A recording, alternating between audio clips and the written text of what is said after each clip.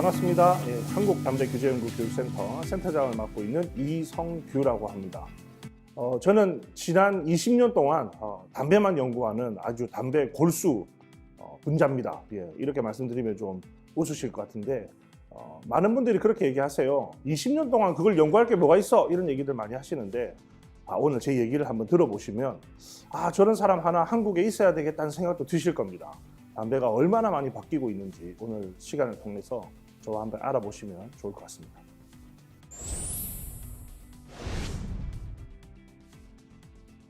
담배라고 하는 것은 담뱃잎을 말려서 이제 종이에 담배를 싼 거죠. 그리고 그 담배에서 나는 냄새는 아주 고약하고 근처에도 가기 싫은 게 우리가 잘 알고 있는 일반 담배, 연초 담배, 권련 이런 등의 이름으로 부르는 제품들입니다. 자, 그런데 액상형 전자담배는 담배라고 하는 식물에서 니코틴만을 추출해서 니코틴 액상을 만듭니다. 그리고 그 니코틴 액상을 여러 맛과 향을 첨가한 용액으로 만들어서 이제 특별히 만들어 놓은 기기 장치에 포함시켜서 사용하는 것이 액상형 전자담배입니다.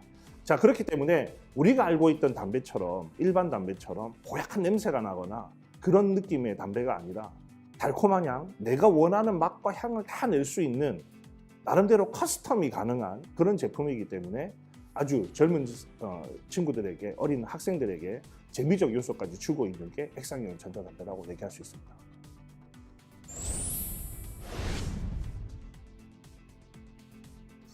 어, 22년도 질병관리청 데이터가 머릿속에 기억이 나는데요. 우리 중학생, 고등학생 이제 학생들 중에서 남학생 같은 경우는 7.3% 정도가 이제 액상형 전자담배만이 아니라 모든 종류의 담배를 펴본 경험이 있습니다. 그러니까 오월관계입니다. 어떤 것들 중에 하나라도 펴본 적이 있습니다.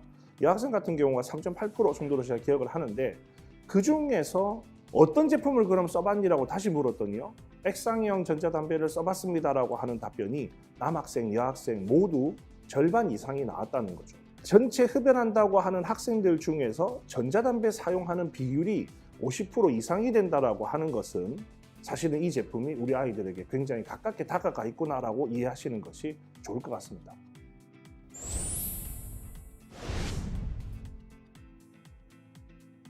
제품을 보라고 저는 말씀을 드립니다. 이 제품이 어떻게 생겼고 어떤 특징을 가지고 있는지를 보면 10대 청소년들이 좋아하지 않을 수 없다라고 하는 걸 설명할 수 있을 것 같아요. 그래서 예를 들면 액상형 전자담배의 기기 장치는 너무 재밌습니다. 게임기 모양으로 생긴 것들, 시계 모양으로 생긴 것들, 화장품 모양으로 생긴 것들, 다양한 청소년들이 주로 가지고 다니는 다양한 모양을 가진 기기 장치들. 그 기기 장치 자체가 청소년들에게 호기심을 유발할 수 있습니다. 두 번째는 맛과 향입니다. 딸기향, 포도향, 멜론향. 청소년들이 좋아할 수밖에 없는, 특히 젤리나 사탕이나 음료를 통해서 상시로 먹고 있는, 맛보고 있는 맛과 향을 담배라고 하는 것에서 동일하게 만들어내고 있는 거죠. 기기 장치의 재미, 맛과 향의 재미, 이 모든 것들이 제품이 가지고 있는 특징이고 이것들이 10대 청소년들에게 인기를 끌 수밖에 없는 그런 이유가 되고 있는 겁니다.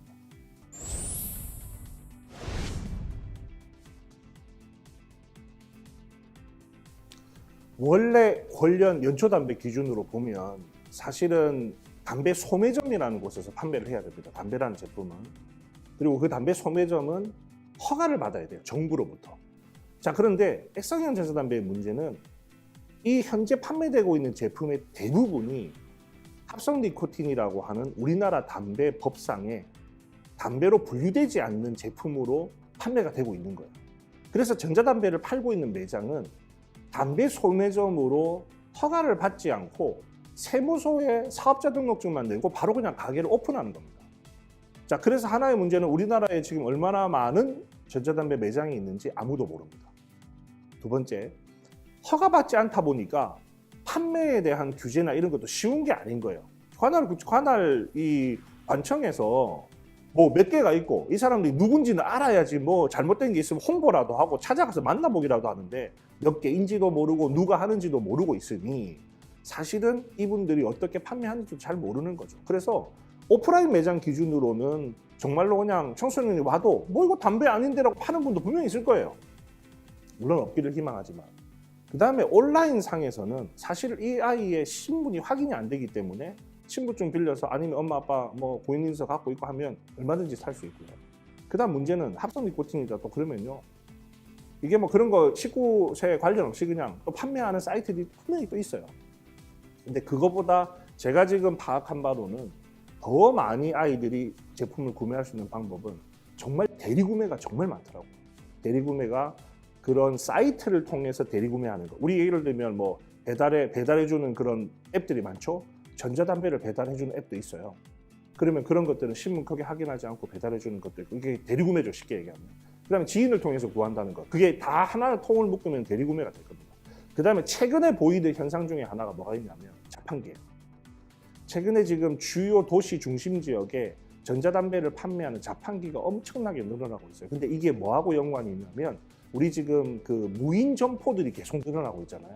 그러면서 자판기 비즈니스들이 지금 상당히 좀 발전하고 있고 기계도 발전하고 있고, 그러다 보니까 담배 제품도 그 자판기에 넣어서 판매하는 일들이 생기게 된 거죠. 근데 문제는 이제 성인 인증을 하게 돼 있습니다. 자, 그런데 아무 주민등록증을 그냥 가져가서 넣으면 얼굴 인식에 대한 장치가 전혀 없기 때문에 그냥 아무거나 넣으면 바로 성인 인증이 되는 겁니다. 그리고 한 번만 성인 인증되면 내가 여기서 100개를 사든 1000개를 사든 그 기계에 있는 걸 다 사든 아무 문제가 없는 거예요. 필요한 아이들이 다 살 수 있는 상황이 돼버리는 거죠. 그래서 지금 말씀드린 것처럼 대리구매나 그 자판기를 통한 구매들이 최근 들어서 굉장히 많이 활성화되고 있는 모습들이 보입니다. 당연히 이 문제 해결할 수 있는 방법은 이런 제품들이 담배의 정의에 들어와서 담배 제품으로 규제가 되면 자판기 설치도 금지할 수 있고, 그 다음에 대리구매도 당연히 큰 처벌을 받을 수 있기 때문에 여러 가지의 조치들이 자동적으로 될 수 있는 부분들이 분명히 있습니다. 그래서 근본적으로는 담배로 관리되지 않고 있는 액상용 전자담배를 담배로 관리하도록 하는 법의 개정들이 이루어지면 어느 정도는 해결할 수 있는 부분들이 있다고 생각합니다.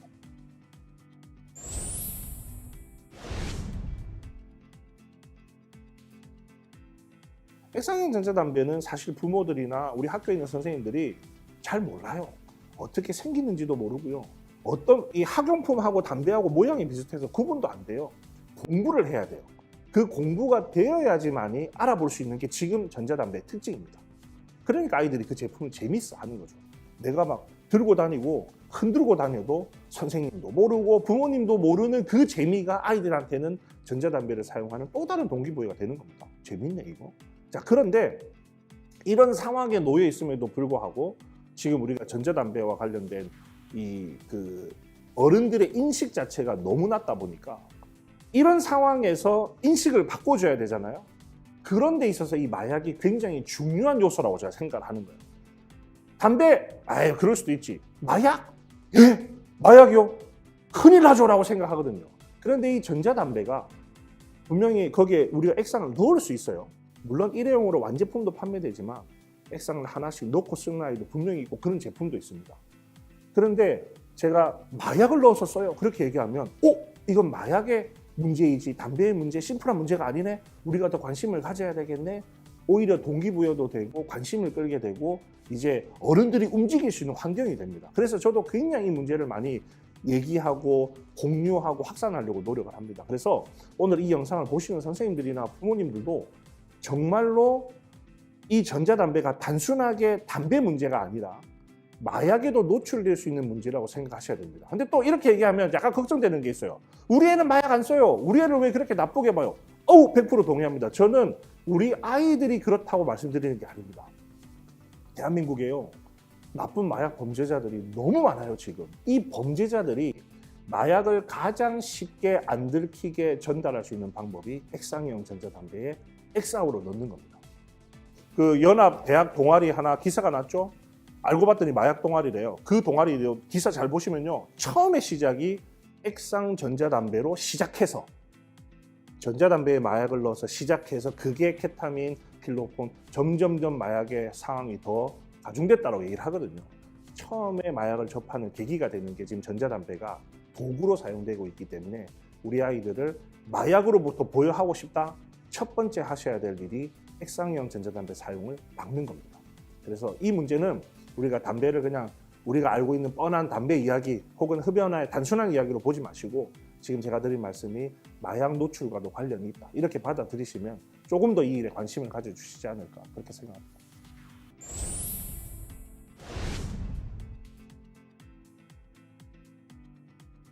저도 최근에 한 2,500명 학생들을 대상으로 조사를 한번 해본 적이 있습니다. 아직 그 결과를 제가 공개적으로 발표를 하지 않았지만 정말 액상형 전자담배가 일반 담배보다는 덜 위험하다고 생각하니 그랬더니 70%의 학생은 흡연자든 비흡연자든 관계없이 에이 아니에요 다 비슷비슷해요 라고 답을 하고요. 30% 정도가 그럼요 일반 담배보다는 얘가 훨씬 덜 위험할 수 있죠 라고 답을 합니다. 물론 7대3이라고 하는 비율을 보면 그래도 모든 아이들이 그렇게 생각하는 건 말씀드리는 것처럼 전자담배가 덜 위험해라고 생각하는 것처럼 하는 건 아니구나. 그래도 30%가 그렇다라고 생각하는 건 적은 비율은 절대 아니라고 생각이 들어요. 그래서 여전히 그 질문들은 중요한 질문으로 남아 있을 것 같고 우리가 보통 담배가 위험한가요? 라고 할 때는 첫 번째 생각해야 될 게 뭐냐면 마치 전자담배를 항상 연초담배와 비교를 하는데 바람직하지 않아요. 담배를 피지 않는 상태와 전자담배를 쓰는 상태 혹은 권련을 피는 상태 이런 것들을 비교해야지 제품 간에 서로 비교하는 것은 사실은 큰 의미는 없어요. 첫 번째 하나는 그거고요. 두 번째는 독성 물질의 양만을 보면 권련이라고 하는 연초담배가 훨씬 더 많을 거예요. 전자담배보다. 그 부분에 대해서 반대하는 학자는 전 세계에 없습니다. 자, 그런데 실제 제품 안에 독성 물질이 얼마만큼 있는지의 그 양과 그 독성 물질이 사람 몸에 들어왔을 때 사람 몸에 미치는 영향은요 완전히 달라요. 왜냐하면 우리 모든 개개인은 특히 청소년 시기에 우리 아이들의 몸과 이런 여러 가지의 발달 상태들은 조그마한 독성 물질에도 크게 영향을 받을 수 있어요. 양은 적을 수도 있어요. 그렇지만 양이 적다고 해서 덜 위험한 게 아니라 그 독성 물질이 사람 몸에 특히 내 몸에 들어왔을 때 내 몸이 어떻게 반응하는지는 우리는 예측할 수 없기 때문에 절대 덜 위험하다라고 생각하는 것은 바람직하지 않다. 그렇게 주장을 하고 싶습니다.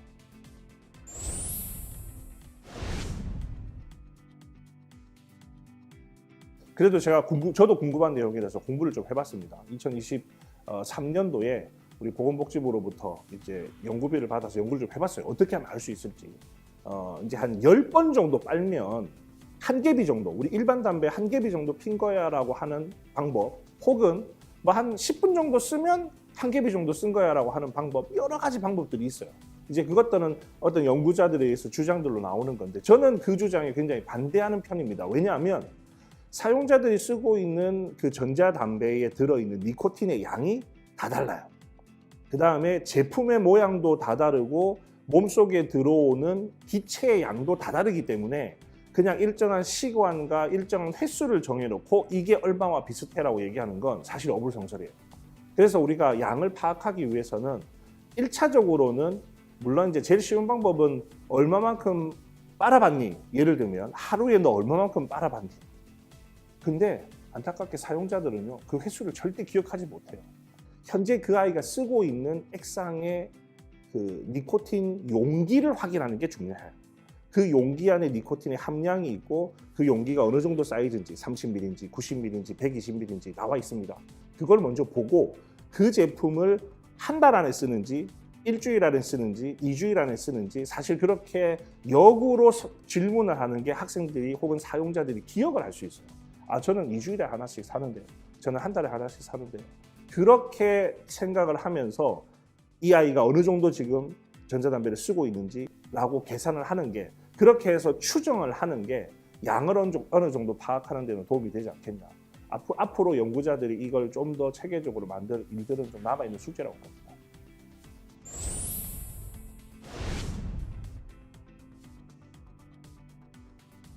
이제 이 제품을 판매하는 업자들 그리고 이 제품을 홍보하고 싶은 사람들이 오랫동안 계속 해왔던 얘기가 뭐냐면 액상형 전자담배는 덜 위험해.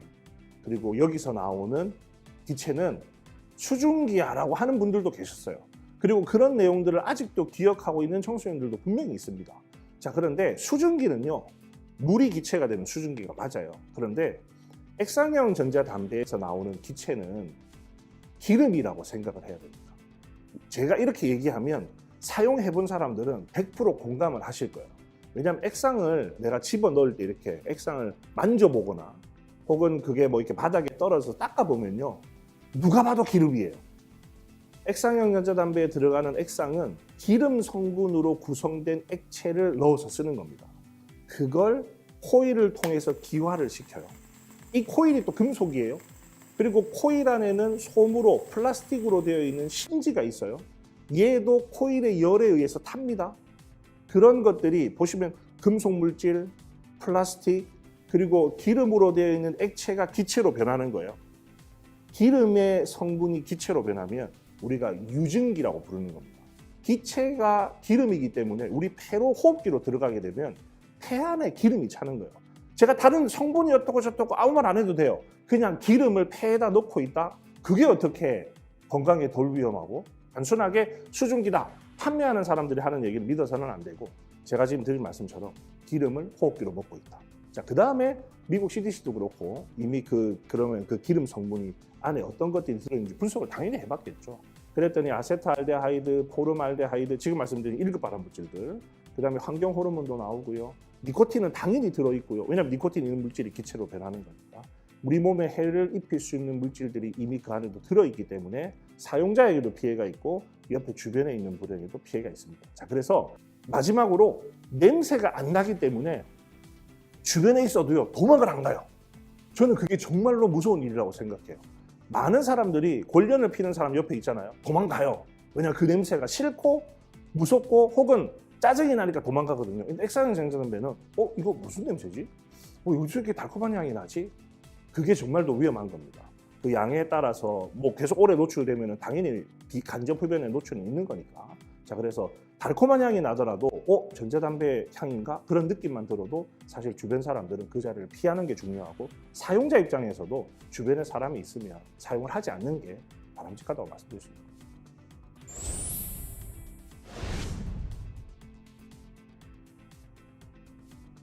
원래 우리 청소년들이 흡연을 시작하는데 중요한 동기 유발을 하는 게 있어요. 그게 영화 속 흡연 장면, 드라마 속 흡연 장면, 웹툰 속 흡연 장면, 이런 아이들이 보고 있는 매체에서 나오는 흡연하는 모습입니다. 단순하게 흡연 장면이 아니에요. 내가 좋아하는 배우, 내가 좋아하는 연예인이 하는 행위이기 때문에 절대 그 행위가 나빠 보이지 않아요. 전 세계적으로 이 문제 해결을 위해서 많은 노력을 해왔습니다. 그 중에 하나가 우리 TV 방송사들이 청소년들이 보는 프로그램에서는 흡연 장면 쓰지 마세요. 서로 간에 약속도 하고요. 자, 그런데 아이들이 많이 보는 SNS, 유튜브, 그 다음에 지금 OTT 프로그램들. 사실은 지금 뭐 복잡하게 말씀드리면 이게 뭐 방송통신법도 있고 여러 가지 법상 문제들로 인해서 이런 관리들이 제대로 안 되고 있죠. 자, 그런데 또 한편으로 문제는 이런 기업들이 또 국내에 있는 게 아니라 뭐 유튜브만 하더라도 해외에 있는 기업이에요. 제가 국가금연지원센터장 할 때는요, 공식적으로 보건복지부 로고, 저희 센터 로고까지 박아서 유튜브에 보내보기도 했습니다. 우리 청소년들 보호하기 위해서 이런 건 좀 자제해야 되지 않겠냐. 회신을 받은 적이 없습니다. 이제 정부도 노력을 해도 사실은 쉽게 문제들이 해결이 되지 않는 것도 현실입니다. 자, 그래서 어떻게 해결할 수 있냐면요, 불필요한 흡연 장면을 없애고 싶다. 하나의 방법은 뭐냐면 사실 청소년 여러분들 혹은 저 같은 전문가들, 시민사회단체들이 모니터링을 해야 됩니다. 예를 들면 어떤 배우가 흡연 장면을 제일 많이 찍었지? 어떤 영화 배급사가 청소년 영화 등급인데 흡연 장면이 너무 많이 들어가 있었지? 별거 아닌 것 같지만요, 미국은 이 활동을 50년 동안 해오고 있습니다. 그 결과물이 어떻게 나오냐면 디즈니에서 나오는 달마시안 그 영화 있죠? 뭐 이 멍멍이 101마리 나오는 그 영화가 최근에 리메이크가 됐죠. 그 영화가 리메이크 될 때 흡연 장면이 완전히 배제됐습니다. 원래 원작엔 잘 아시겠지만 그 여자 주인공이 항상 곰방대를 물고 있죠. 근데 새로 리메이크 되는 영화 실사판에서는 흡연 장면이 단 한 장면도 나오지 않아요. 그게 지난 50년 동안 미국이 해왔던 노력의 결실이라고 보시면 됩니다. 소니사는 그런 활동들을 시민단체들이 그런 문제 제기하는 걸 알고 있기 때문에 우리는 청소년 등급 영화에서는 절대 한 장면의 흡연 장면도 허용하지 않겠다. 그런 장면이 있으면 우리는 배급하지 않겠다라고 할 정도로 의사표명을 하고 있습니다. 우리나라에서도 정부 주도적으로 현황을 파악은 하고 있지만 지금 말씀드린 후속 조치들이 일어나지 않기 때문에 해결이 안 되고 있고, 이런 후속 조치들이 좀 이렇게 자발적으로 일어나기 시작하면 영화를 만드는 분들이나 배우분들이나 영화 제작사들도 이런 문제에 대해서, 혹은 유튜브도 마찬가지예요. 뭐 그런 장면들이 많이 나올 때, 영화 우리 유튜버들 중에서 흡연 장면 제일 많이 하는 사람 이 유튜브 그렇게 딱 얘기했을 때 그거 자체가 본인에게는 굉장히 불명예스럽기 때문에 이제 그런 것들을 통해서 자정작용을 만들어내는 게 한편으로 이 뭐 표현의 자유나 여러 가지 이슈들에서 조금은 자유로울 수 있지 않나 그런 생각이 듭니다. 담배는요 계속 변하고 있습니다. 앞으로 더 변할 겁니다. 액상형 전자담배에 대해서 오늘 우리가 얘기를 많이 했지만 내년에는요 니코틴 파우치라고 하는 전혀 다른 담배 이야기 해야 될 수도 있습니다. 계속 바뀌는 담배 제품에 대해서 여러분들이 관심을 가져주시고 오늘 내용을 기초로 해서 여러분들의 관심과 또 저와 같은 전문가들의 노력들이 합쳐져서 이 담배 문제를 우리가 우리 사회에서 해결하는데 역할들을 각자의 위치에서 해주시면 참 좋겠다 그런 생각이 듭니다. 앞으로 많은 관심과 또 우리 아이들을 담배로부터 보호하기 위한 열정들이 이 영상을 통해서 생겨나시기를 기대하면서 마무리하겠습니다. 고맙습니다.